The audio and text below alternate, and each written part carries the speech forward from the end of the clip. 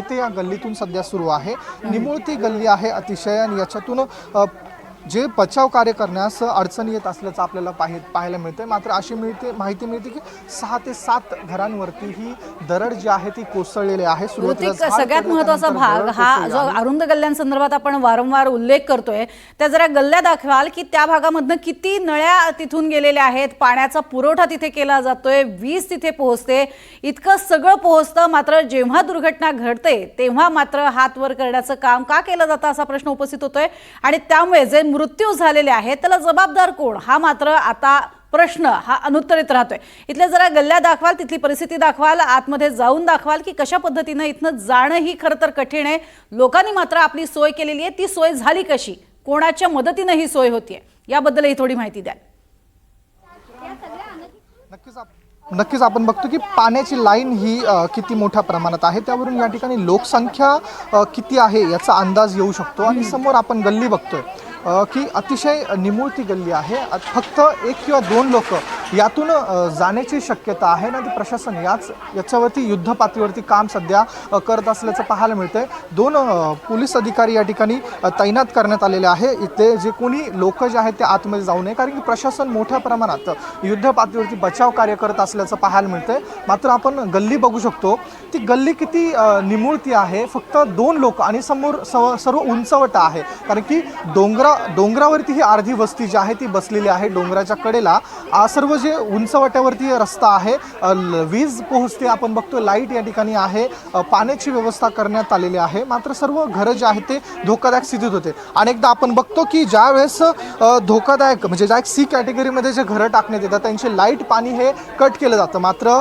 लोक जे आहेत ते अद्यापही आतमध्ये होते आणि त्यांना लाईट आहे, वीज आहे, सर्व जे आहे ते पोहोचत असल्याचं आपल्याला पाहायला मिळतंय। आता जे स्थानिक या ठिकाणचे उपायुक्त आहेत गणेश शिंदे, आपण त्यांच्याशी बातचीत करणार आहोत। सर, तुम्ही स्थिती बघितली वरती, सध्या काय स्थिती आहे? रेस्क्यू ऑपरेशन चालू आहे। एनडीआरएफचे लोक, फायर ब्रिगेडचे लोक एनडीआरएफ करतात काम। सर काय सांगाल, कशी परिस्थिती आहे सध्या त्या ठिकाणी? एनडीआरएफचे लोक, फायर ब्रिगेडचे लोक, पोलीस आणि स्थानिक नागरिक यांच्या मदतीने रेस्क्यू ऑपरेशनचं काम चालू आहे।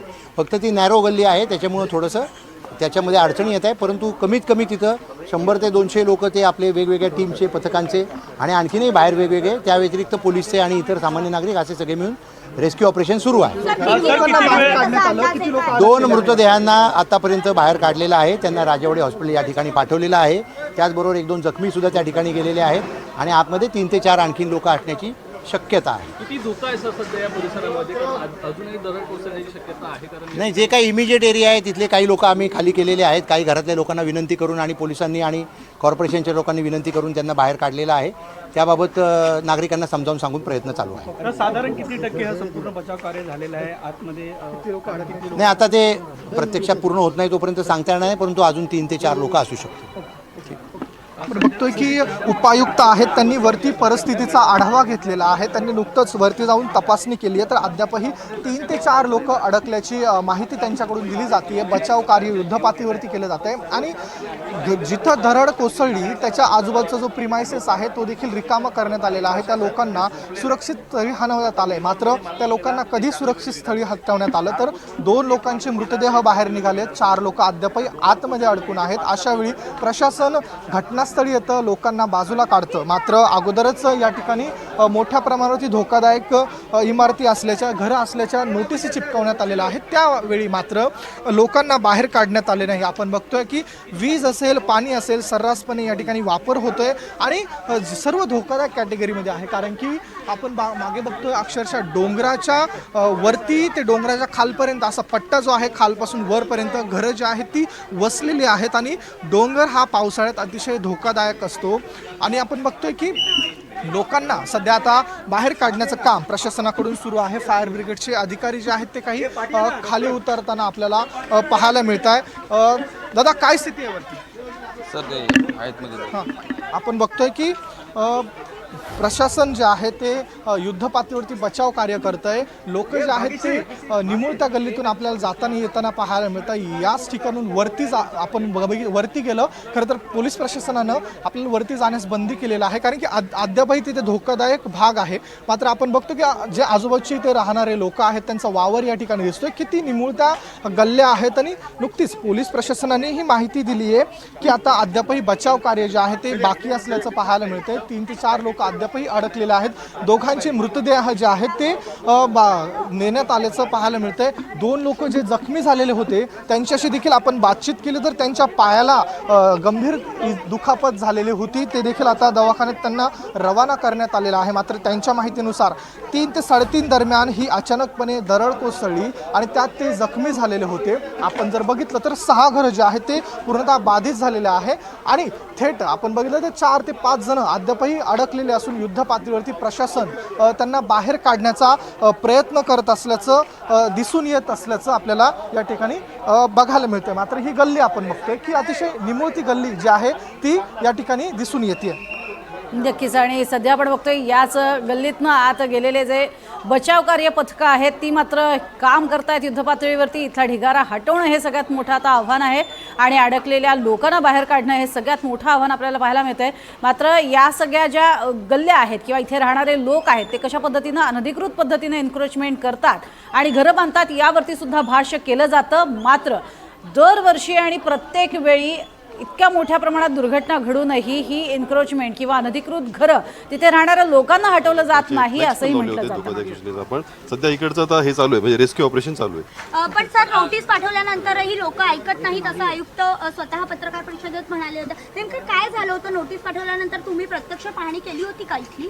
हो, आम्ही पाहणी केली होती आणि वेळोवेळी त्यांना सूचना दिल्या जात होत्या. बचाव कार्य करण्यात अडथळा करत काय काय अडकलेले आहेत काय माहिती? काय सध्या आता पूर्ण व्यवस्थित माहिती तर मिळाली नाहीये. जशी पूर्ण माहिती मिळाल्यानंतर तुम्हाला कळण्यात येईल. बचाव कार्य करण्यात काय अडथळे येत आहेत? कारण एकदम थोडं जर चिंचोळी एरिया आहे त्यामुळे थोडा जर बचाव कार्य करायला वेळ. सर आजूबाजूची वस्ती अजूनही आहे, आता ती हलवणार का? ते कशा पद्धतीने त्यासाठी पण आम्ही निर्णय घेणार की तो लवकरात लवकर त्यांना हे करायला लागेल. नक्कीच सर आपण बघतोय की हे पालिकेचे अधिकारी होते. पालिकेचे अधिकारी आपल्यासोबत बोलत होते.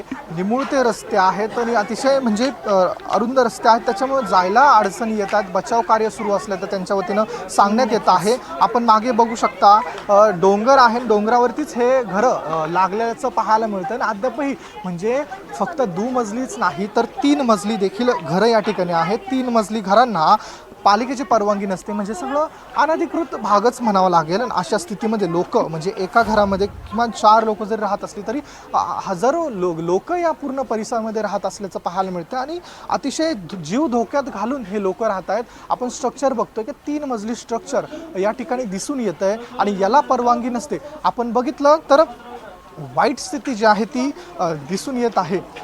नक्कीच. आणि सध्या आपण बघतोय ही दुर्घटना घडल्यानंतर या भागातले जे रहिवासी आहेत ते धाय मोकलून रडताना पाहायला मिळत आहेत. घडलेल्या घटनेवरती भाष्य करतायत. मात्र वारंवार अशा घटना घडत असताना आणि दर पावसाळ्यामध्ये दरडी कोसळण्याच्या घटना घडत असताना सुद्धा मुंबईसारख्या ठिकाणी या लोकांना इथे राहण्यास परवानगी कशी दिली जाते आणि आता जे झालेले मृत्यू आहेत त्याला जबाबदार कोण, हा मात्र प्रश्न हा वारंवार उपस्थित होणार. तुर्तास धन्यवाद रतिक या संपूर्ण माहितीसाठी. मात्र घडलेल्या या दुर्घटनेवरती आता अर्थातच त्याची जबाबदारी कोण घेणार हे पाहणंही तितकंच महत्त्वाचं ठरणार आहे.